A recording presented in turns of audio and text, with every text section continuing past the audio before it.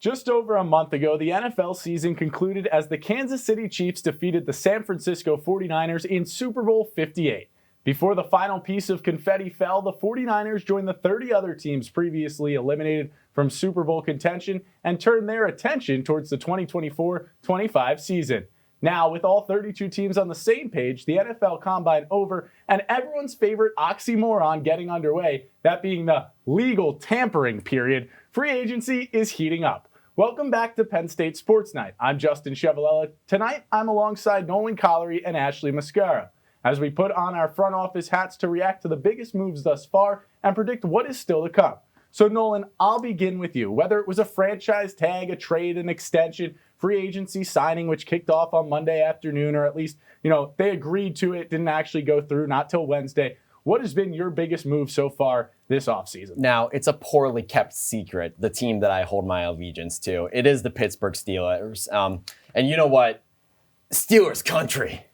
Let's ride. Now listen.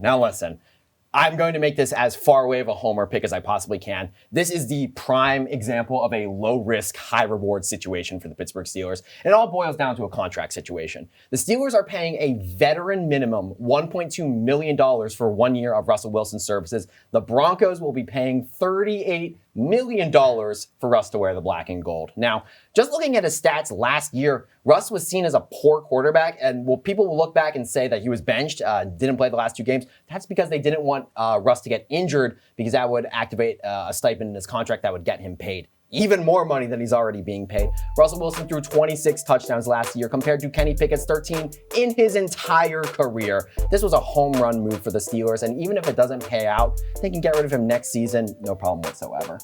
Yeah, Nolan, I definitely agree. I think Russell Wilson will be a good fit for the Pittsburgh Steelers. We'll have to see between him and Kenny Pickett which one ends up being the starter, but it's looking like Russ will be a good fit in Pittsburgh. I'm going to go down south to Tampa Bay, where we have Baker Mayfield, who just signed a 3-year, $100 million deal with the Buccaneers. Now, I think this is a great move for Tampa Bay. They just brought back Mike Evans, who signed a 2-year, $52 million deal, and he also wanted his quarterback back. Baker had a great year last year. He threw for over 4,000 yards, had 28 touchdowns, and 10 interceptions. That is a really, really good year for Baker, especially since he was the #1 overall pick in the 2018 draft. He had a good first couple years in Cleveland, and then he just kind of went downhill, and he had some rough times with Carolina and with the Los Angeles Rams. And finally, he found a home in Tampa Bay. So I think that having Mike Evans and Baker Mayfield specifically return for the Bucs, it will be a good season for them.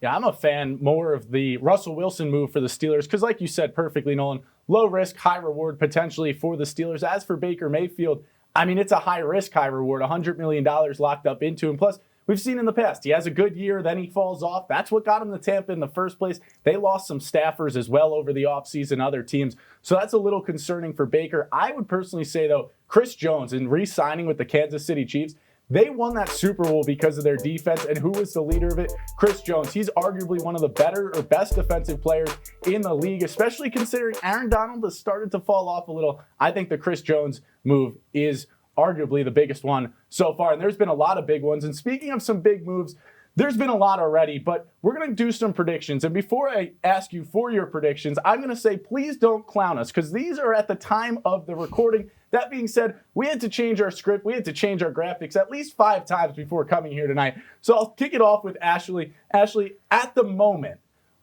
give me an NFC team and a move they should make, or a prediction you have for them this offseason. So it kind of was a coincidence today because ex-Cowboys running back Tony Pollard signed a deal with the Tennessee Titans today. Derrick Henry is now a free agent. Derrick Henry should go to the Cowboys. It's a flip-flop with running backs, but imagine this. Dak Prescott, Brandon Cooks, CeeDee Lamb, and Derrick Henry on the offensive side. That's pretty good. That's a stacked offensive team. So I think overall, Derrick Henry has been 5 out of 8 of his years, he's had over 1,000 rushing yards. He's done arguably well. Past 2 years, I'd say he's definitely fallen off a little bit. He was the 2021 Offensive Player of the Year. he has the stats and in the past seasons to prove that he can be really good. And I think especially with a star-studded elite offense already, he would just add to it, especially because they were lacking at the run game. And I think he could help get the Cowboys past their wild card round in the playoffs when they've made it the past few years.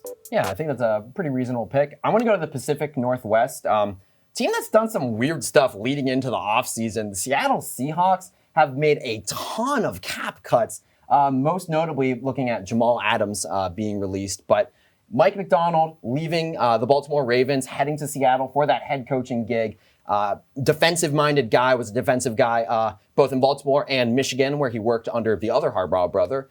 And he knows you have to start with a defense with that green dot on the back helmet. You need a good middle linebacker, and Patrick Queen's the perfect guy. Jordan Brooks just signed with the Dolphins today. He's not coming back to Seattle. Bobby Wagner still testing free agency, most likely not coming back. They have the money to play. They have the resources to make this move possible. I think this is a match made in heaven. I think you mentioned Seattle. You could possibly see them go after one of the plenty of safeties available as well. You mentioned Jamal Adams being cut. Justin Simmons, who got cut from the Broncos, maybe someone like him. I like the Derrick Henry move too, because I mean, the Cowboys have to counter what the Eagles did today, and what the Eagles did today was, sign Saquon Barkley from the New York Giants, rendering this jersey, useless. Anyway, let's switch over to the AFC. I'm not mad at that. That's not an expensive jersey that's getting some dirt on it right now. But let's go over to the AFC right now. What's a team and a prediction you have for them this offseason? The beautiful thing about football, it's a lot like capitalism. The rich only get richer, baby. Let's talk about the Kansas City Chiefs. Like you mentioned earlier, this was maybe the first time in the Mahomes-Reed era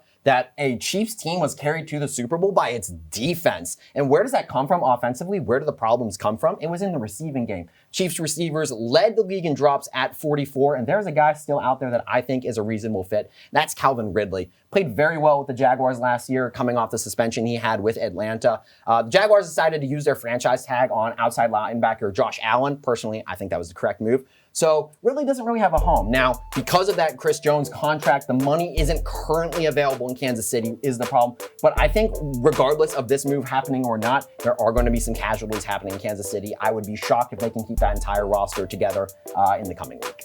Now, I am going to go with the number 3 ranked free agent according to NFL.com, and that is Danielle Hunter. He is an edge for the Minnesota Vikings. Well, was an edge for the Minnesota Vikings.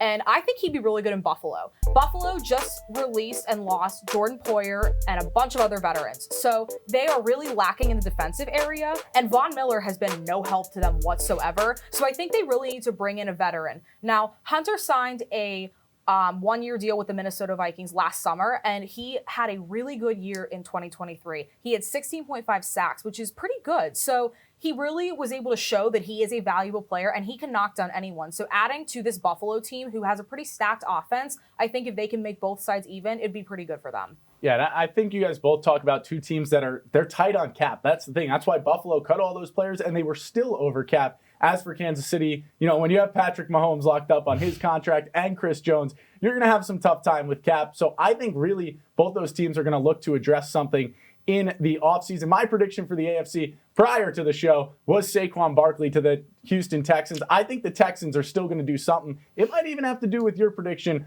of Calvin Ridley. But you know what? No matter what, the NFL offseason never fails to disappoint. There's already been a bunch of moves. Josh Jacobs to Green Bay, Kirk Cousins to Atlanta, and Saquon Barkley to the Eagles. The next couple of days will tell a lot about what teams can compete this year and what teams may have to wait another until relevancy. That'll do it for this edition of Penn State Sports Night. For Nolan, Collery, and Ashley Mascaro, I'm Justin Ciavolella. Leave your best predictions down below, and as always, have a great night. Hey everybody, thanks for tuning into this edition of Penn State Sports Night. For more content like this, be sure to subscribe to our YouTube channel, give us a like, and follow our socials down below. And as always, we are Penn State Sports Night.